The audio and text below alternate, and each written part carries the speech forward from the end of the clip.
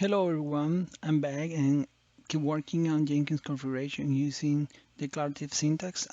Today we're going to talk about how to configure sequential versus parallel execution for a stage. Is that possible? And yeah, it is. And then you can also run parallel step execution inside single stage. So let's try to see how this works. Let's start with the sequential configuration. So far in my videos, we have been seeing only the sequential configuration, but I didn't explain how this works. So you have only one stage block in your pipeline configuration, and inside that stage, you define the stage, and the stage is a set of one or multiple steps. In this case, I'm just simulating.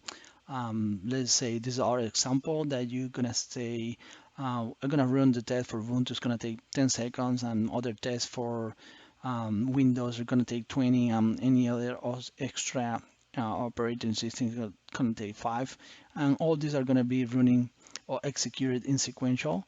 Let's try to do create a job and let's see how that's work.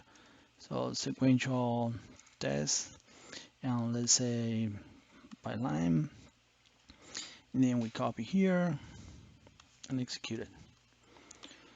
So this kind of the use case for this kind of pipeline is when you have dependencies in between. For example, you have to pull the code, you need to do some unit tests, then you have to compile, then you create a package, and then you put that to your Artifactory for your product or your binaries, your package, whatever, and then you pull those artifacts from that repository and then you deploy it.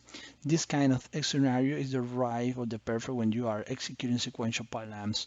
But let's say that one is going to take a long. But what happens is you don't have any specific dependency. You don't have any dependencies at all among your states. What happens is you have a huge suite of tests, and then you can divide it.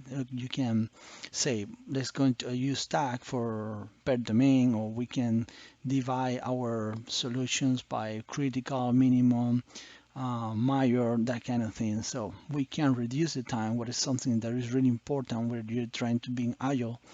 This is a good practice because you want to run things in parallel, and then you can decrease the time that the pipeline is taking, and then you can provide quick feedback to your developers. Also, it's a good practice if something is failing, has to fail really often, is fast. So that's a good that's an advice from my experience.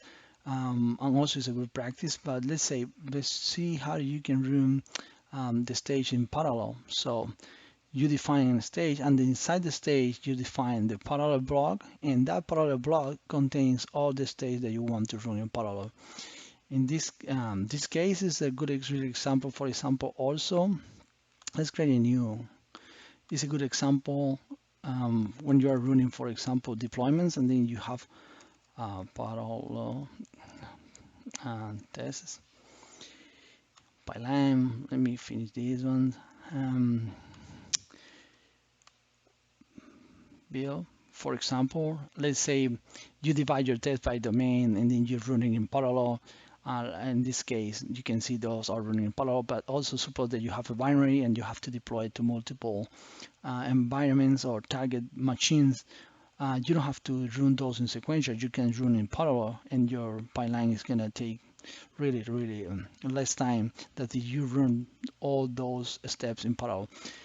In sequential, sorry. As you can see here, we can compare, for example, the parallel one is taking 21, but the sequential one is taking 35. So this is a good benefit when you're running things in sequential in parallel, but not everything can be run. Let's say that I don't want to run my stage. I just need to run a couple of steps inside any specific stage. Yeah, that's also possible. And let's see how is that even possible.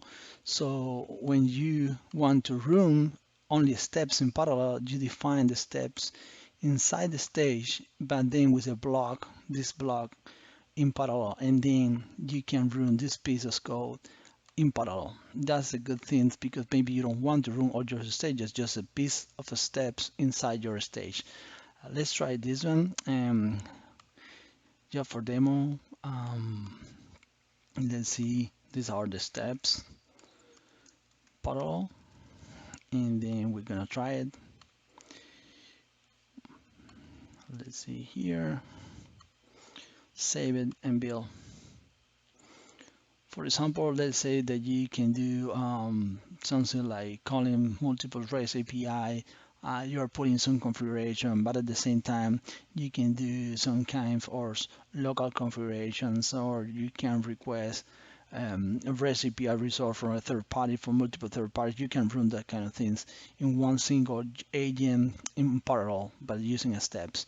So as you can see, the time is different between them, so you have to figure out what is the best choice for your pipeline, when you want to run in parallel stage, when you want to run in parallel couple of steps inside your stage, or maybe you have a mixed solution. Most of the time you have a mixed solution. You have sequential plus parallel plus sequential plus parallel. You define that kind of thing.